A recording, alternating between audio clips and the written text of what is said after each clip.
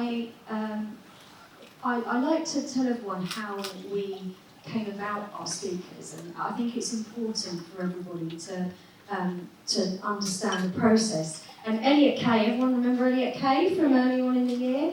Elliot is a fantastic speaker and one of our good friends now.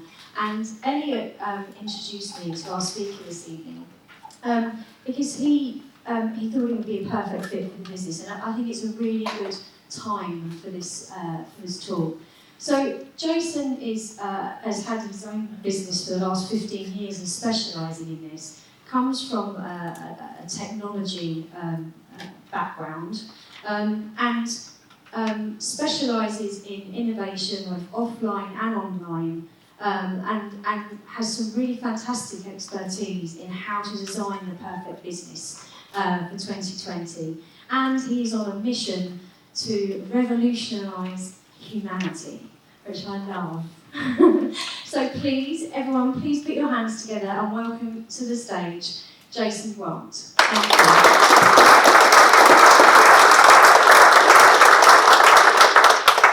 Thank you very much. Is the microphone working? Can you hear me? Yes. Cool. Well, first of all, I'd like to thank everyone for turning up tonight, considering all the cancellations of Tube and so on. I would also like to show a little bit of gratitude for just the fact that the chances of this kind of event happening, is so small if you look at the mathematics and probabilities.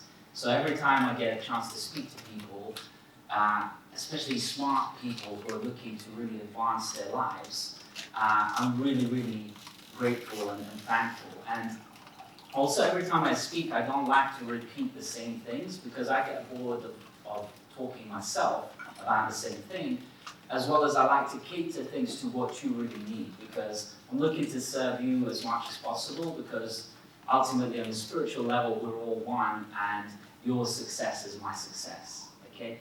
So I've actually been in business for a very, very long time.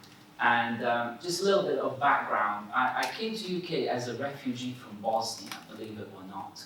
And I started thinking about business when I was about 8 or 9. I got into computer programming because all Yugoslavia used to run computer coding clubs for free, way back in late 80s.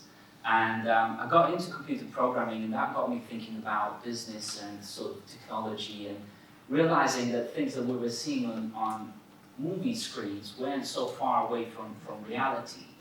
And so I started, remember my first business was creating paper flowers and then talking to my friends in the neighborhood saying, well, we're gonna run a business selling these. And my first ever marketing strategy was that I wrote like on a piece of paper, like a little offer or something like that, and then sort of drew up on it and then stuck it on a tree outside of the house. And some bully guy came across and looked at it and laughed and just tore it apart.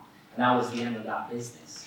Because I realized that the marketing wasn't about just posting one flyer on the tree and everything was going to kind of fly from there on. But weirdly, I still today remember that as kind of a very emotionally important moment of realizing that to create a successful business isn't really that straightforward. Then what my first kind of successful business was actually created in a refugee camp when we left Bosnia first time. We ended up in this place called it's called nowhere, because it's like a big field of wheat. And we're in this circle that was mined around. Okay, so if you leave the circle, you step on a mine. And there was probably about 300 or 400 refugees in that camp. And I ended up working with these Nepalese battalion soldiers from UN. I was 14 at the time, and because all these refugees that were kind of got dropped in there didn't know where they were going to sleep. So this is about actually human needs are very different at different stages and different circumstances of life.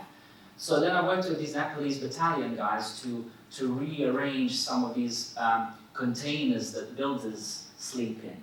Okay, and we arranged those containers around in a circle, and then all the refugees knew where they were going to sleep, so they kind of felt a little bit more relaxed and like, And they went up to me, and by the way, I couldn't speak any English then, but we were learning English back in school, so I could speak 1 or 2 words here and there. And they went up to me and they said, "You're going to get us some cigarettes now."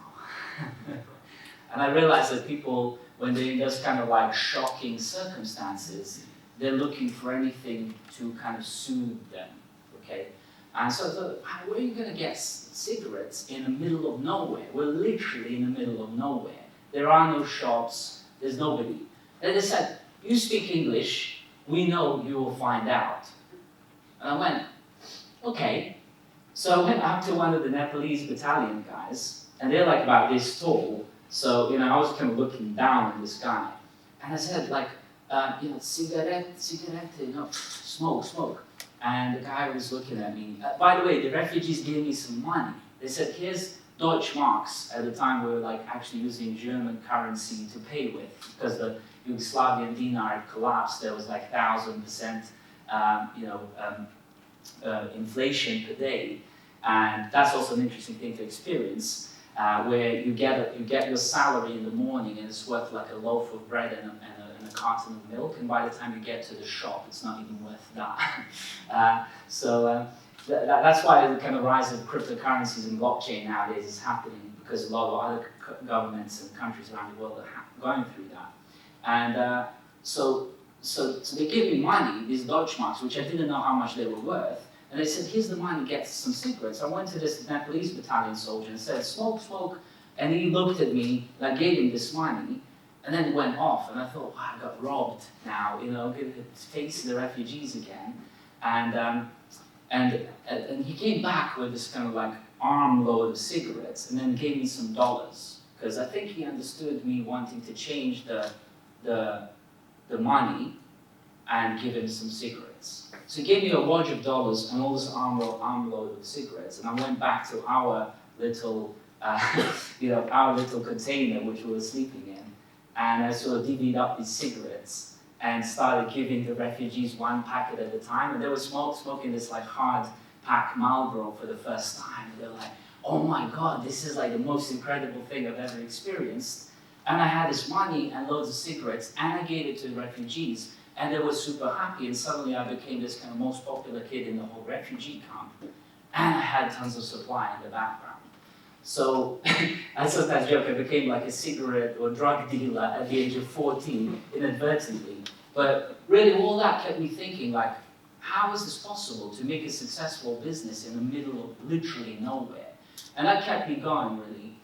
So when I came to UK, I started really kind of putting all my efforts into really understanding things like, psychology, business, money, language, technology, all these things, because I started seeing that it was all kind of somehow correlated, okay? And so one of the things I came across in last, let's say, 6 or 7 years is this notion of design thinking. And so what I did in that refugee camp, inadvertently, is I ended up empathizing or deciding, first of all, I decided that I wasn't going to give up no matter what, okay? So it's like, we're alive. There's a statement out there by one of the psychologists who wrote a book called Absolute Secrets of Total Self-Confidence, which says, we all have to die, but before then, we all have to live.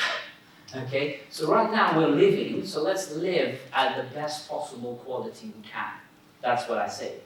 So that's kind of first decision that I like to make on everything and anything. And that's really kind of like how you start off by designing things. And so what I decided there in that refugee camp was to survive and thrive no matter what. And then what I did was to empathize with people. I listened to what they wanted, and even though I didn't really believe that this was possible, I still listened, and I heard them, and I effectively kind of didn't have much choice but sort of look for these cigarettes or whatever.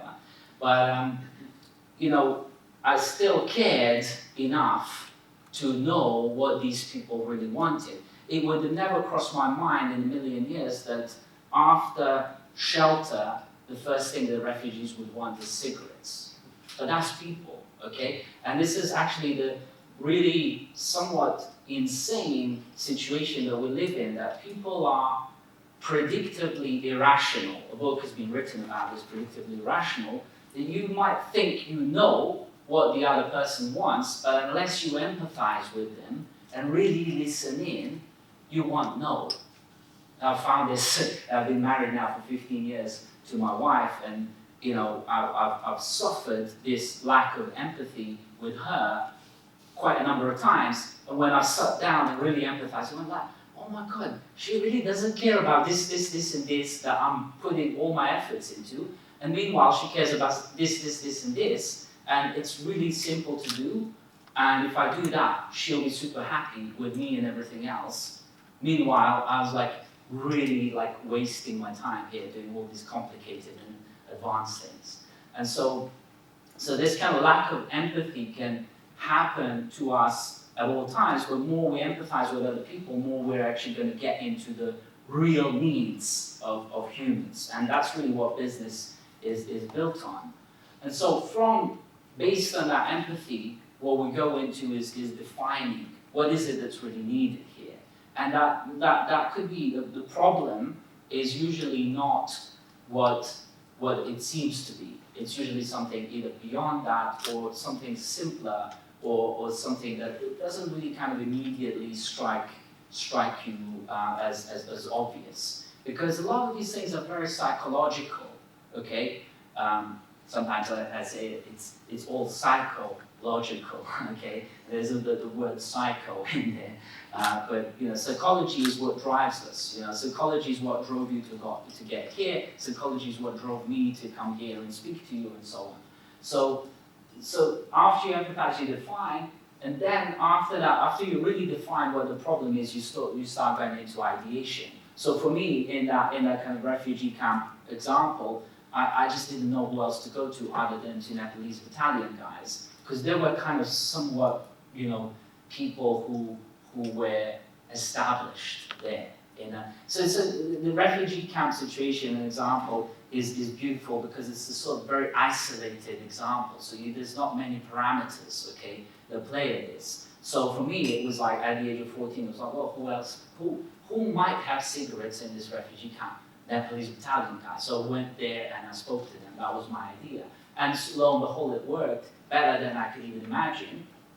And you know, I prototyped then the fact that, you know, I spoke to them and they brought me the cigarettes, and then I went off and you know, tested this hypothesis, and it worked, and I basically delivered some kind of business there.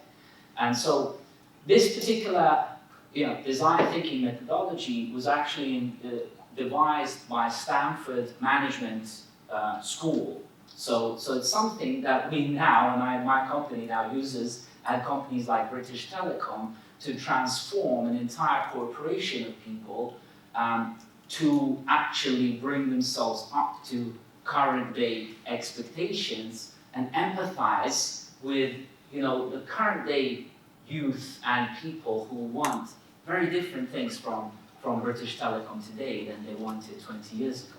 Now, with British Telecom, it's 150,000 people in a number of locations, both in UK and in India and so on.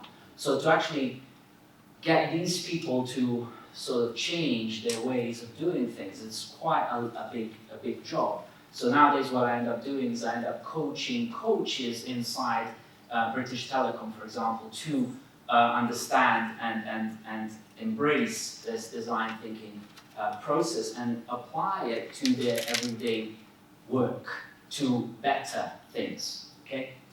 So it might seem like, why the hell is he talking about design thinking? But that design thinking is actually now driving the innovation and change and upgrades and value add, really, in lives and of individuals and certainly of companies.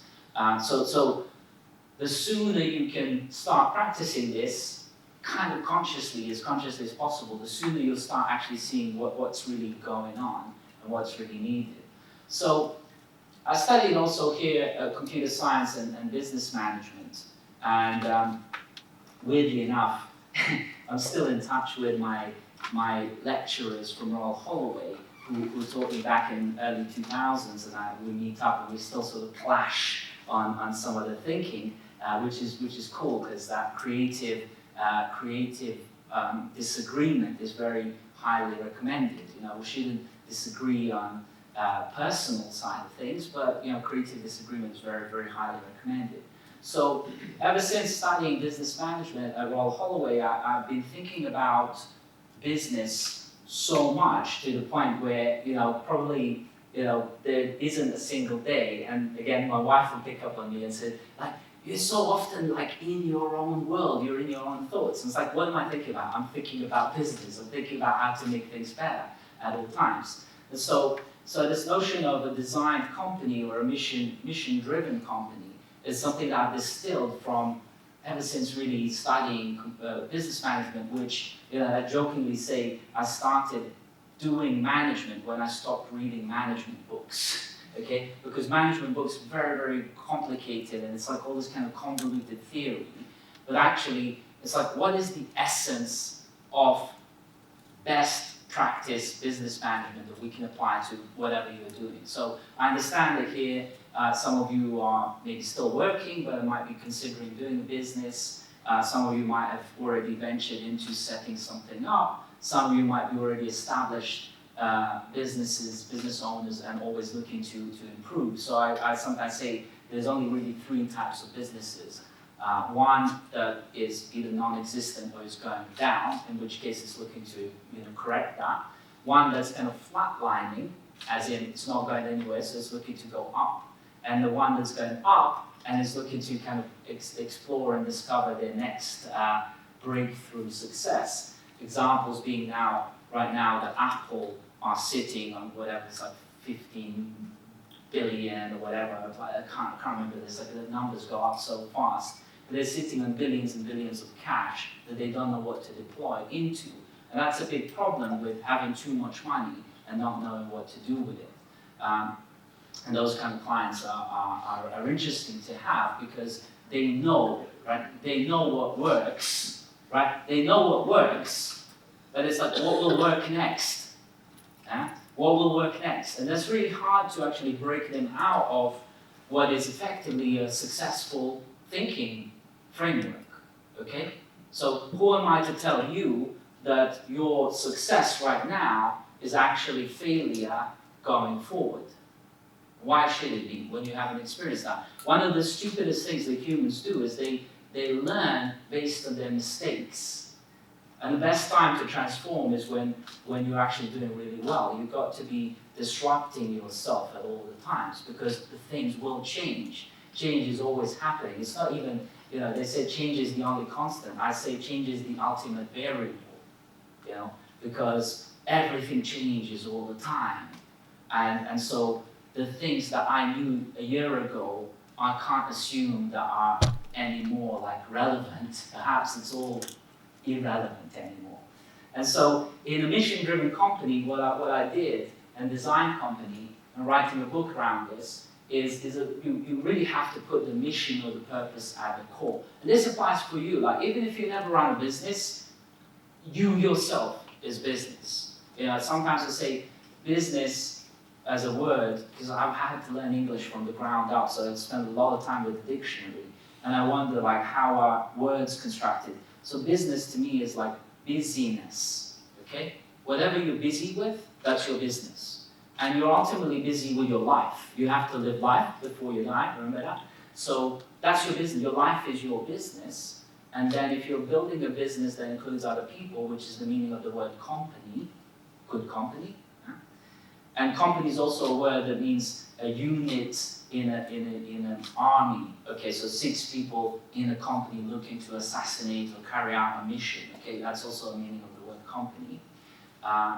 And also company is the company as an organization, that's the legal entity that carries out business. So 3 meanings of the word company.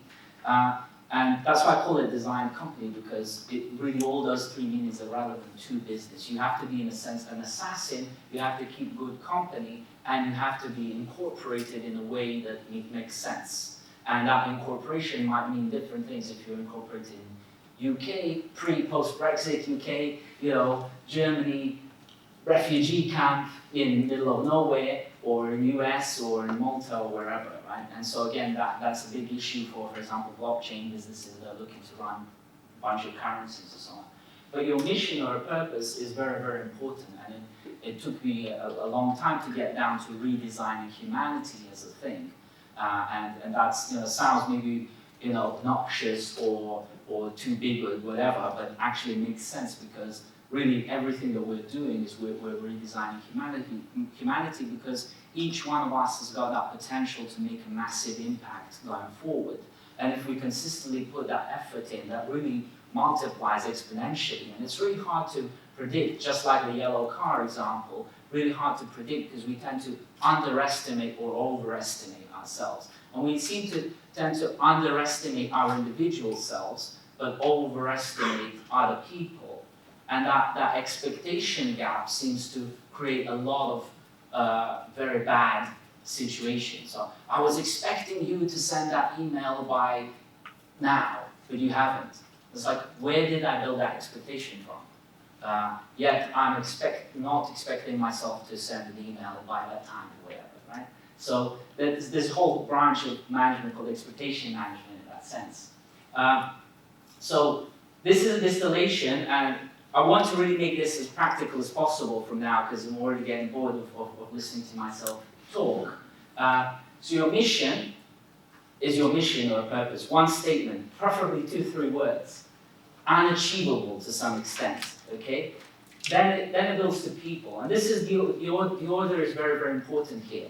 Starts with mission purpose, then it builds to people, your team, yourself first, because you're building a company, and then the customers. Who are the customers that you're empathizing with?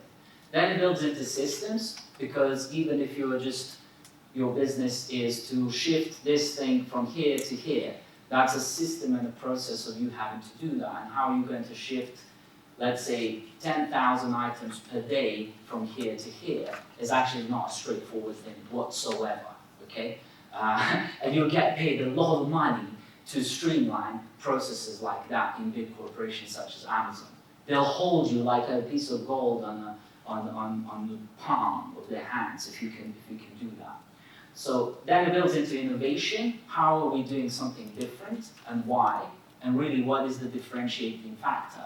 Both internally, as in how we work together, so that it's fun and better and faster and growing and evolving, but also how is the customer perceiving that innovation? And are they really perceiving that? And are they caring? Like my wife, it's like, is she caring about all these things I'm doing? Or she just says, do these 4 simple things and I'll be very happy. It's like, well, just do the 4 simple things. Maybe I'll keep doing all these complicated things as well because I might think 10 years ahead or whatever, but that's my own problem. Then it comes to products. And products, both, sometimes you see like in new startups to start by wanting to solve a certain problem for customers, but they end up creating an internal process or a product or a piece of software that helps them do things better. And they say, well, actually, our original product that we thought we were going to build is not the thing. This thing that helped us do business better is the actual product that all the other companies could benefit from. This is how I think Stripe was originally something like a Wikipedia for financial information, and then it became a payment system. It was like, this is the actual product. Forget the Wikipedia for financial information. And then comes the money, because from the products you'll generate money. So if I didn't have those cigarettes, although you could raise the money off the back of the concept of the product as well, but without the cigarettes, I wouldn't have been able to charge the money of the refugees, and I would have to give it back to them, which wouldn't have been as much fun as keeping the money and some of the cigarettes. And then you get growth. And growth counts for in different ways, but a lot of the time it's about money, more customers, more workers that you're employing, more products that you can create, and so on. So that distillation here is what's taken me literally 20 years to put together. With working with startups from 2 people. I remember literally working with an agency called Matt and George, because 2 guys called Matt and George founded it, and we were like building a system for Manchester City football club. This was way back in like early 2000s, and it was some sort of like a game that Manchester City fans were going to engage in, and it's like, man, it's like football's huge in UK. Like you don't even know how big it is.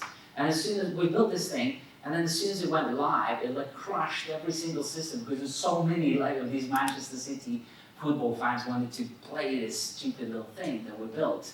I was like, oh my god, like this is, you could build an entire like a multi-million pound business at the back of just giving football fans these little sort of voting things to play. But you need so much system in the back end, because when you realize that there's like literally hundreds of thousands of people concurrently using this. This was a case with when I was working with Moshi Monster's Mind Candy at the time. When I came in, I usually ask first question is like, what's your biggest problem? I ask that of the clients. And they usually say, oh, we don't have enough customers, everyone hates us, our product is crap, not in those words, we're losing money, our systems are slow, everything's kind of dying, and so on. Went to Moshi Monsters, I said, what's your biggest problem? They said, we have too much money, I don't know what to do with it in the bank. So they had sort of like 200 million in the bank, because there were 35,000 children per day playing Moshi Monsters online, and their registration numbers were something like 30 million registered users, and they had like millions of subscribed users at £35 a year. So that was just generating tons of cash. But because they didn't keep up with their innovation, one of the first things I said, where's the iPad app? Where's the smartphone app? And they said, oh, this is a desktop game. It's just children playing on desktop. I said, if you don't have an iPad app, you're dead.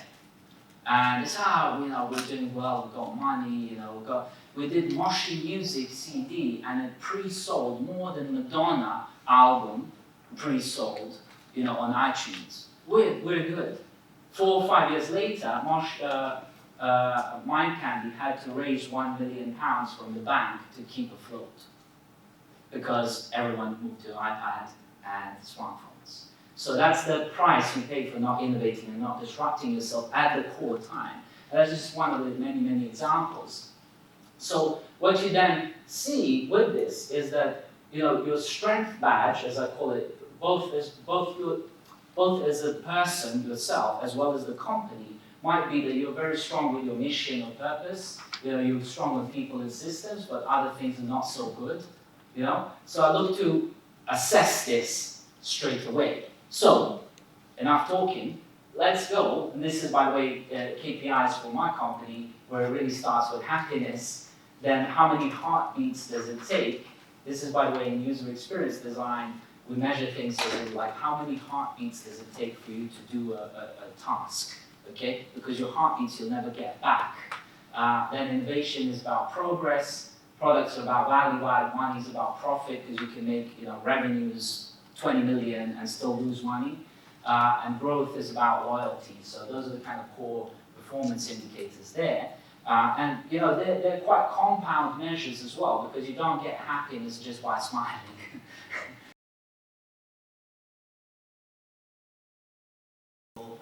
Both internally and externally. And by the way, going back to psychology, people are becoming more and more demanding in terms of what makes them happy. We spoke earlier on today. I've got an 8-year-old girl and 12-year-old boy, and my son is like just so picky on everything. And it's a very interesting case study, to see like, how do I actually make him happy, or do I even make him happy? What's the process here? Because these children, I say to him, look, I was in a refugee camp when I was 14. You're living in Wimbledon, you got everything, and you're still sort of relatively maybe less happy than I am. What's going on? Well, what's going on is there's not really kind of a point of reference there. So let's do a quick exercise here. What I want you to do is quickly, we've got pens and pads here. So this is actually a design company exercise. So I run an integral incubator. My company's called Integral. And there's a reason why it's called Integral, because it integrates all these kind of things so that we can work with other businesses. And so whether you are a person, okay, you can do this for your own life or your own business, whether it's a conceptual idea or an existing idea. So what I want you to do is, write down, just have a go at this for like literally like 10, 20 seconds, because this is what we do with our clients as well. It's a very good assessment. You'll see that they'll give you an insight as to where you're at. So first thing, write down what your mission statement is, and be as succinct as possible, preferably 2-3 words if you can. It's hard to write less than it is to write more. Sometimes I say simplicity is the most complex achievement. So start with that. Then in terms of people, these marks are out of 10. So if you think of your team, or yourself, for example, out of 10, 10 is absolutely perfect, okay? And 0 is like shambles, okay? So how good is your team on scale 1 to 10? Okay, and your internal kind of human resource ways of working with you, okay? So score yourself out of 10. Then consider customers, right? How well are you able, if you're conceptually building a business or thinking of something, how well do you think you're able to deal with customers on a scale 1 to 10? 10 is they absolutely love you, the net promoter score is like top, top, top, which nobody achieves, and then 0 is like, I hate people, just get them out of my way, whatever, okay? Next thing is systems. These are internal and external measures, okay? So your system, internal systems, how streamlined can you make your systems work? Or how streamlined are they right now? Are you really optimally performing? If you're having to stay at work non-stop until way past the hours, that means you're not very well optimized. And if you can sort of deal with things very quickly, then you're optimized. And you need to take into account things like CRM, customer relationship management, accounting system, etc., etc. Externally, how is your company, how does your concept or existing company fit into the workflow of your customers or other companies that you're serving? Is it complicated to integrate? Is it quick to adapt and accept by the customers or clients that you have? Innovation, how well are you doing internally on kind of making things better, optimized, new things, new ideas, culturally, evolving things, as well as how do your customers perceive you in terms of innovativeness, okay? Again, 10 is perfect, 0 is shamblistic, if that's a word. Products, internally, how are things working in terms of, sometimes you might say that internal company culture is a product in itself, because it's easier for you to hire people. At the time when I was working with Mind Candy, they had this, because it's like Moshi Monsters was like an amazing franchise.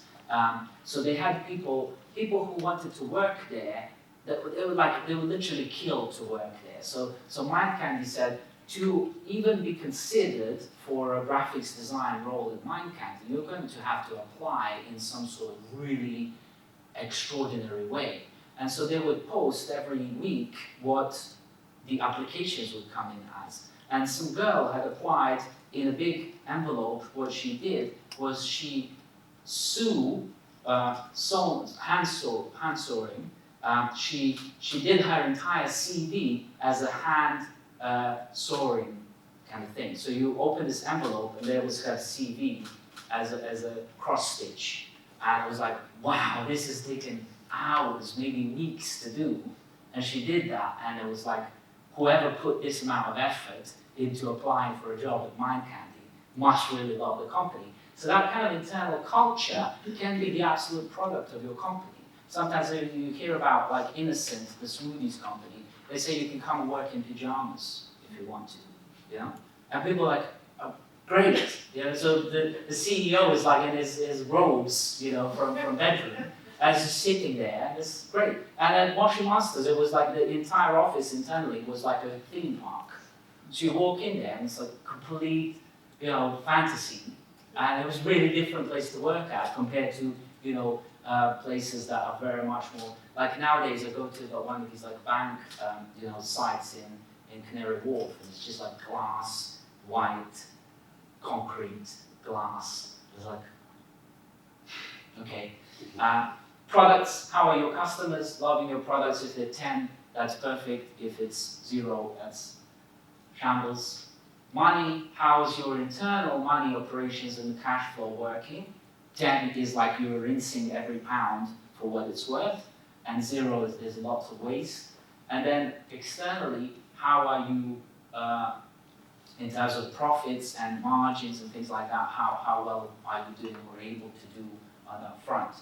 And then growth-wise, only that, you see growth is a product of all these things, you know. If you've got good mission that people vibe with, then good people, good systems, innovation, products, money, growth happens naturally. That's why companies like Google, Facebook, even Apple, they don't have to do so much marketing and advertising because it's just a natural organic thing. Similar with Uber, similar with Amazon, really, even though Amazon earlier on had to sort of advertise a bit. But you know, internal growth is how well are people growing in this ecologies, really, that's an important thing. And that's why it starts with happiness. But then also from there on, it's external growth in terms of customers, money, reach, shares, and all those kind of things. So hopefully by now you would have had a set of values given to your own self or your own business. And then so what I say is that there is a potential here for, what's this, 1, 2, 3, 4, 5, 6. 6 times 20 is 120 overall score. So if your company is absolutely perfect or your concept is absolutely perfect, you would have 120 as your score, which I still haven't seen a company that has that. So I'd say if you're below 40, that means there's still a lot of work to do. Your chances are it's not really working at all. If you're below 80, you're kind of a mediocre. And if you are above 80 somehow, then you've got something that's really worth working with. Can I see, can you just shout out what your scores are, for example? Anyone wants to share their score? 60. 60, okay. 71. 71. 56. 52. Okay, so you see out of this, even though it looks like perhaps like a very sort of like, what's the big deal about this model? You know, it really makes you think, forget all the management books and the gobbledygook, right? If you can make this more than 80, I guarantee you will be having a successful business. And I guarantee you, if you keep pushing that up beyond 80 continuously, as it changes the ultimate variable, you will have a very sustainable and growing. Inevitably, your biggest problem will be, we've got too much money in the bank and don't know what to do with it. Okay? And that's like I say, it's an interesting problem. It's seriously a problem. Because you'll then have to realize that you have to shift up another level, even if you're doing this really well and it's making lots of money, then you have to make another shift, psychological shift, to go like, what's beyond this? Because I say to people nowadays, it's like, if you're not really succeeding massively in London, which even, you know, Brexit, whatever, it's still top 10 most magnificent cities in the world, compared to that middle of nowhere. If you're not succeeding massively here, you won't succeed anywhere else. I'm telling you. I've been to the other side, you know. I've been to the zero of all of this stuff. And, you know, that's why there is a statement, wherever you go, there you are. You're bringing yourself and your psychology and your mindset with yourself. And so it's not really like a motivational talk here, I'm just telling you what the truth is. It's like, you know, I did like 20 years worth of self-development, and 3 years ago, it struck me, like, oh, this stuff is not like jokes, it's like real. And so, you know, sometimes I joke with people, and not joke, but I give them this a little bit of a test, and I say, what would you do with, if you had 10 million pounds right now, what would you do with it? I'd be, wow, it's so easy. I said, okay, so tell me. I said, I'd buy a house, I'd buy a car, I'd buy my mom's house, I'd put $1 million in the bank, I'd put 2 million offshore somewhere so nobody can touch it. I was like, okay, well, so you're not investing and you're spending on things and you're still 3 million into your spending and you've got 7 million left. And then they would say, what do you do with 7 million? And they say, I would invest it. I said, what into? I said, I don't know. So it's actually a big problem having lots of money, unless you're ready to handle that mentally, because otherwise you will squander it, or basically you just pay tax. And I've seen this, it was like this psychological thing of sudden money syndrome, sudden wealth syndrome it's called, I think, in psychology, where I worked with a National Lottery. We were redesigning and rebuilding their website. And so I was going to the Camelot offices up in Watford, we were talking about this, and every Monday you would see on the sofas there, usually a couple of older ladies. They would be like 65 plus, sitting there. They would just be sitting in shock like this. And I was like, what's going on? And they're like, those are the lottery winners. It's like, why are they so shocked? Now I know, because they had sudden wealth syndrome. They just won like 65 million pounds. They have no idea what to do with it. They were just playing lottery for fun. They never planned to win. And, you know, and it was always older ladies that would have this. So they need lots and lots of consultancy, but how can you go from, I don't know, living off some sort of basic pension to having 65 million? Like, most of you in this room have no clue what to do with 65 million, meaningfully. That's why a mission is very important. And that mission needs to be super global, because if you have a super global mission, you quickly realize, oh, I can utilize 2, 3, 4, 5, 7, 10, 15 billion, right? And it's no problem. And if I'm utilizing it in a meaningful way, just like Bill Gates right now is building sustainable toilets for third world, there's like, you can put 15 billion into that and you'll get 30 billion back in 10 years. And that's okay, you know? And you'll help the rest of the world actually have a, you know, a loo in a proper way, which we take for granted in London, thinking, oh, it's not special. If you haven't, you know, number 2 in an actual loo, you're in very privileged position. And again, going back to that refugee camp, we didn't have loos, and it's very awful. So that's where we're at. And so really, sustainability is the key going forward. And I thought I was being a little bit of a hippie, you know, talking about, well, planet matters, nature, la la la, and so on.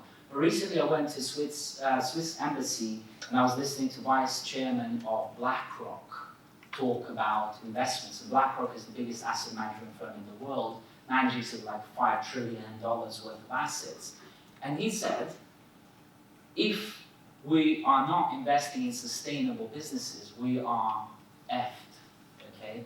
And because, why? Because his clients are demanding him to invest into sustainability, because they don't want to invest into businesses that are going to be like what happened to Mind Candy Down in 4, 5, 10 years' time, because of effectively negligence, right? Negligence of what people are needing. If I ask any one of you, who wants to smell more like car fumes tomorrow? Does anyone want to smell more car fumes? No. So why would you invest into oil? To create more car fumes. Nobody wants that anymore. And so, similar with war that I've experienced in Bosnia. I say peace on earth is my ultimate mission, really, as part of that redesign of humanity. But that starts with peace in our own minds, okay?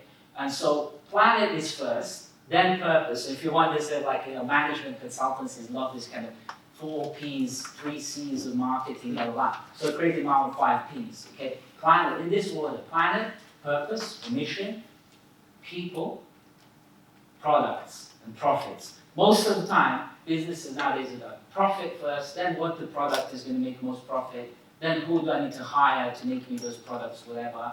What's the purpose of this? We'll kind of post-rationally kind of write it up, and then if there's some planet left over, you know, that's good. But, you know, and meanwhile, Elon Musk, you know, building Tesla, it's like planet, sustainability, right? And sustainability of humanity to an interplanetary society, you know, and Tesla and everything else is like multi-billions, and he's managing multiple millions and so on. Maybe lots of people considering him, you know, crazy guy, you know, Elon Musk, but, you know, that's really integration and taking care and making sure that the company is actually sustainable going forward. And all this time, Tesla wasn't sustainable, but what I was saying to everyone, and lots of MBA management consultants, you know, sometimes there's a joke that says even an MBA gets it. You know, it's like if you're working towards a planetary integration business, you will prosper into trillions. And now it's like Tesla's making profit, and everyone's like, yeah, it's a good business model. I've been saying this for 7 years. or known as it's not sustainable, but it's the only sustainable thing because it's the first thing that's taken planet into account. And their entire Tesla's business plan is one page for 10 years, right? So it's just succincting it down. That's why I trademarked a thing called super simple stories. And you can check that out if you write it supersimple.world. Okay, that's the website. And they'll explain how to describe everything in 3-word sentences so that it's super simple to understand. And we have a tendency to talk a lot, but talk is cheap, as Americans say. And if anything, UK needs to kind of learn that from America and do more things like this. And so really that's the kind of summary of how to build a sustainable business. It all really starts with yourself. And all these things, like even if you never build a business, all this stuff applies to you because you're like a fractal that builds up. And we're all fractals. We're all same but different, okay? Same difference, yeah? Uniquely the same as I describe it. So in that sense, that's why it's really important for me to speak to every one of you and never knowing that it's like, oh, I've seen him and he's been like shaking his head and so on. It's like, will he put it into practice, right? Because, just to quote one other thing from a motivational book, there's a book written called How to Swim with Sharks and Not Get Eaten Alive. They say, turn up, you're ahead of 80% of people. Turn up on time, you're ahead of 90% of people. Turn up on time with a plan, which is design company, okay, you're ahead of 95% of people, and turn up on time with a plan and put it into action, and you're 100% there. So, thank you very much. That's the end of my talk. Jason, thank you so much. I really loved every minute of that, and so much wonderful details of drilling down so we can analyse our businesses and really redesign our business for the coming decade. For those that have business and those that are just starting out, we now have the opportunity to design a new company. So phenomenal, thank you. And I loved the transform whilst you're succeeding rather than learning from mistakes. That for me was a really, really key point. Yeah, exactly, and it's not intuitive for, there's two types of people out there actually. Most people are driven by fear, so avoidance of fear is what drives us. But actually you eventually step into what's called the being-driven people. So you're driven by who you can be, okay? And so in that sense, in Integral, my company, we have this model called be, do, have. You first have to be a certain person, then you will do and have the outcomes. Whereas most of the time people have it ask about face, which is when I have this money, then I will do this thing and then I will be successful, which is completely wrong way around. Right, I'm going to open this up to the floor. Who has some questions for Jason, please? So start. He has a question. Yeah? Yeah. Thanks for your talk. That was really, really enjoyable. I think mindset, most of us I think would agree is so important. So to understand what you're saying and how you've explained it, it really connected with quite well. So thank you. So on the subject of be, do, have, do you have any technique yourself that you can share which puts you in that frame of mind so you can become and match your mission statement? Absolutely. So, we hear a lot about meditation, right? But actually that whole thing around being alive is the biggest gift and like such a privilege, right? So I remember like even when I was back in that refugee camp, I was so like excited, like what's the unknown bringing? Where am I going? Could have ended up in US, Germany, Sweden, who knows? I ended up in UK by chance. Okay, I hated it here for 8 years. I hated it. But I continued doing things. Actually, we now have a program called Fresh Mind. Okay, because 3 years ago I actually hit a clinical depression, believe it or not, because I'd succeeded in every, checklist, like a management consultant said, when you achieve success, you will be happy. That's basically what they tell you. And I checked off on everything: wife, children, house, successful business, lots of money, health, all that stuff, great network, blah, blah. And I was like clinically depressed. Like, what's wrong with me? And I didn't have a purpose. didn't have that redesign of humanity. And then you realize, like, men get to a point at the age of 35 where they actually, ladies don't laugh at this, they actually have full brain maturity. Okay, so the brain matures completely, and you're both, like, lobes actually start reconnecting together. You start asking yourself, what's the point of life? Okay, if you don't answer that, you kill yourself. And I got to that point 3 years ago, so I designed a program called Fresh Mind, which helps people clear up old psychosocial trauma that they're carrying, which in my case was like PTSD from war and lots of other things. Once you clear up, you get that clarity of mind, and then you realize eventually that every moment, every breath is a meditation. So right now I'm speaking to you, I haven't practiced this, I don't know what you're going to ask me, but I know exactly what I'm saying, and I also know that it's all perfect and relevant to you in that sense that we're all perfect on the level of being. And if you remember that, then you can start reflecting that perfection of being. It's a spiritual thought, where you reflect the perfection of being into doing and having. And you'll fail all the time in your doing and having, but if you remember that you're spiritually perfect and whole, that's also from the book Ultimate Secrets of Total Self-Confidence, then you can start reflecting that perfection. And that perfect and whole is actually planet, purpose, people, products, profits. And that's fine. Every one of these things is perfectly fine. There's nothing wrong with profit. But if you're killing people to profit, that's no good. I submit that to you.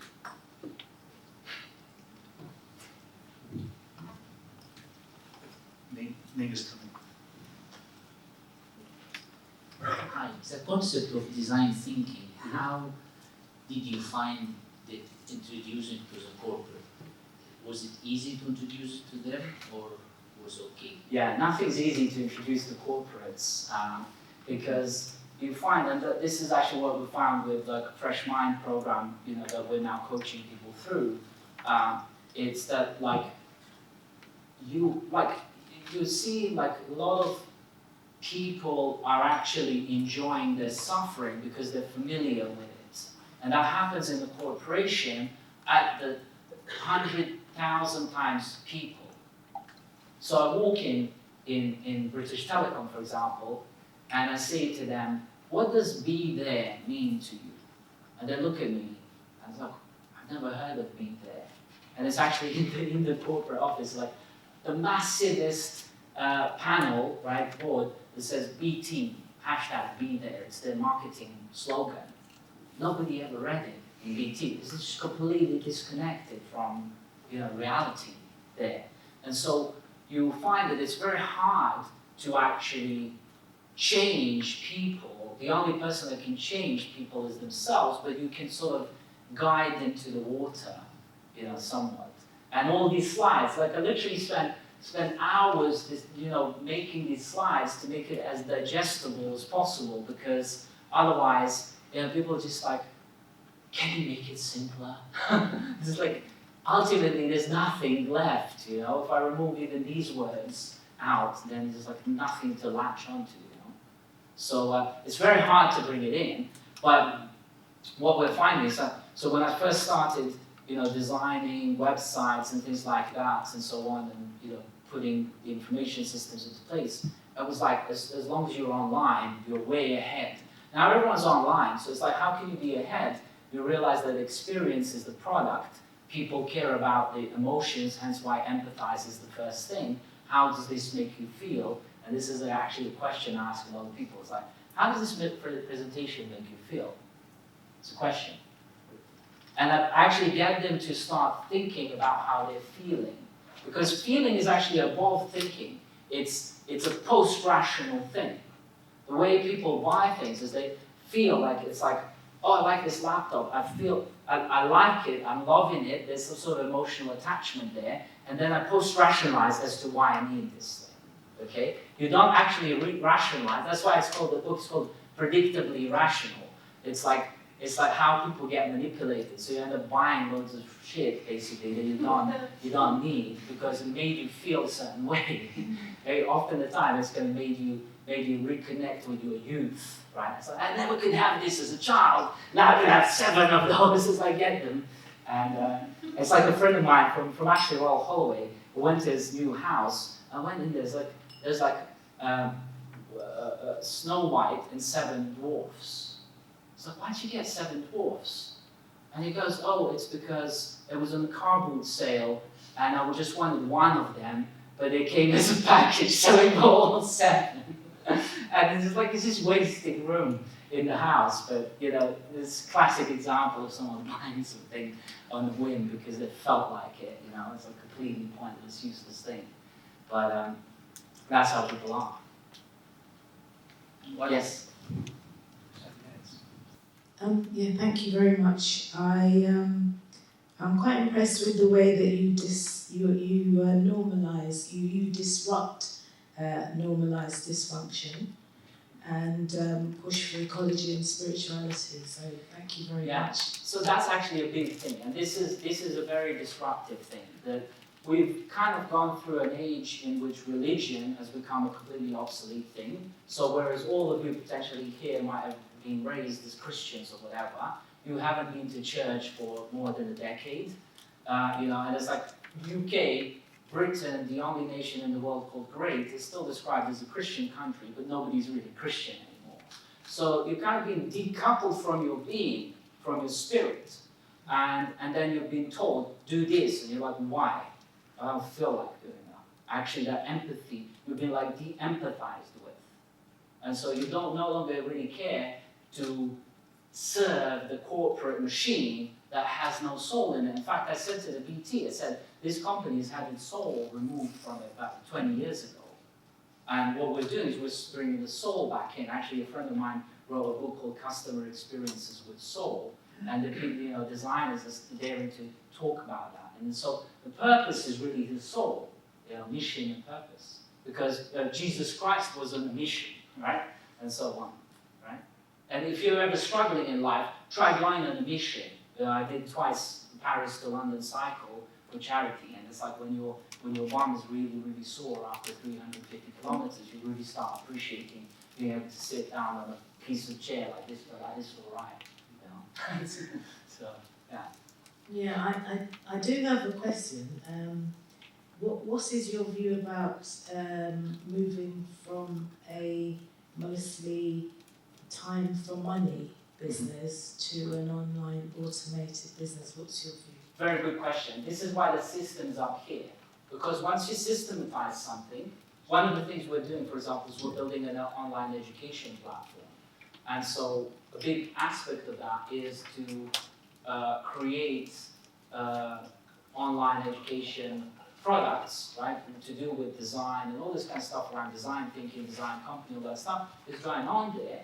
And then people can just subscribe to that, give us the money to subscribe and educate themselves, and there's very little need for human touch there, because the human touch gets designed into the system. That's why it's important to design the experiences, which is what my profession really is, experience designer, to design that experience into the product, because nowadays a lot of the millennials, post-millennials, Gen Z, Gen whatever letter it is, I've forgotten now, is all just kind of like a touch of a button kind of stuff. So if it's not, like, Ray Kroc of McDonald's, when it's reading this book about how McDonald's became super successful, they had a restaurant chain of 25 restaurants, and they decided to shut it all down because it wasn't scalable.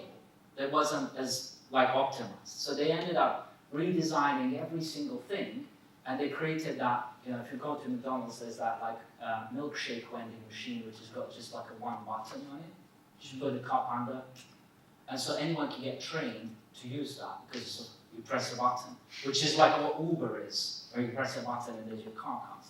And Ray Kroc famously said, "The new milkshake vending machine is the work of a genius. Even a monkey can use it." Today, McDonald's hires 60,000 people in one day in an HR event in America. 60,000 people. That's crazy. The system is what enables growth. That's why it's before growth. Very good question. Last question. Great speech, by the way. Okay. I just want to know, how do you go about disrupting yourself at critical times? And is it after you set goals, or but most people are on the reactive, so when something happens, then they start to change. But how do you go about? Do you have a girlfriend? Yeah. Wife, Yeah, girlfriend. girlfriend. Ask your girlfriend what she thinks are the worst things about you. Oh wow. Tell her. Okay. Just promise her, put a recording on, okay? And say, I'll record this, and I promise you I won't have a go at you ever again, or anything. Like this is on, it's on record, but you know, I won't hold it as a grudge. Tell me all the worst things about myself. And she'll probably come up with a list of 100 things, and fix all of them, and you will be a god on earth. I'm not joking.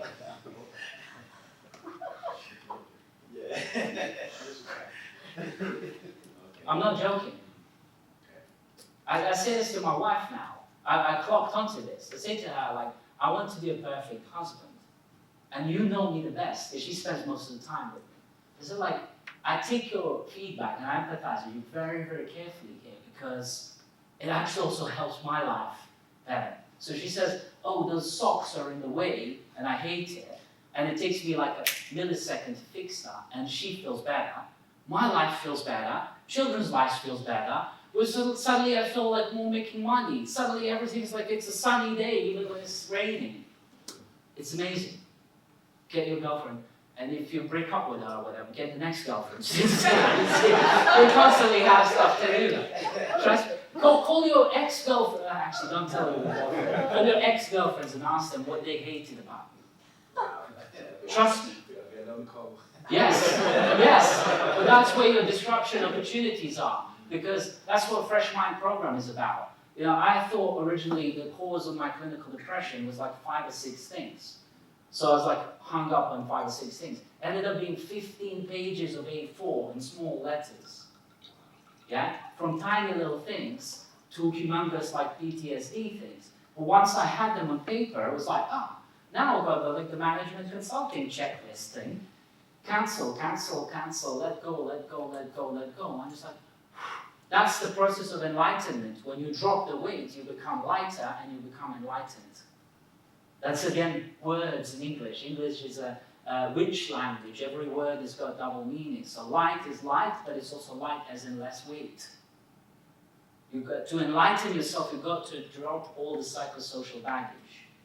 And we do this with people, and they describe it as unbelievable, because it is. Because the current self can't believe how good they can be. And nothing good. You say the Fresh Mind program. Yeah. That's online. Yeah. So, yeah. Thank you so much, Jason. That was amazing. Please, everyone, give Jason a When I said, you know, we're all one and we're all connected. So my website is jasongrant.in, which is the only domain extension that was left. But you know, that's cool because I go jasongrant.in/speaking, or in design, or in blockchain, or in family. So please connect with me. WhatsApp there's email, there is, you know, Pinterest, whatever you prefer, Facebook. Connect with me, ask me any questions, you know, we're connected. I'm very, very happy to work and keep in touch with any one of you on whatever level of be, do, or have you need. Okay? Thank you. Thank you very much.